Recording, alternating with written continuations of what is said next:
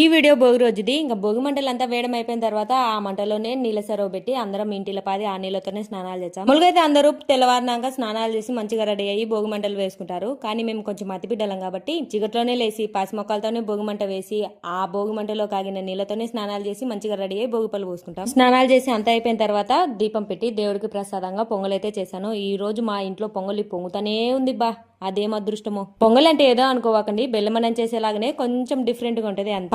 పండగలు అంటాం కానీ అసలు ఏం పండుగ ఏమోబ్బా. పండగ ముందు ఇల్లు క్లీన్ చేయాలి, పండగ అయిపోయిన తర్వాత ఇల్లు క్లీన్ చేయాలి.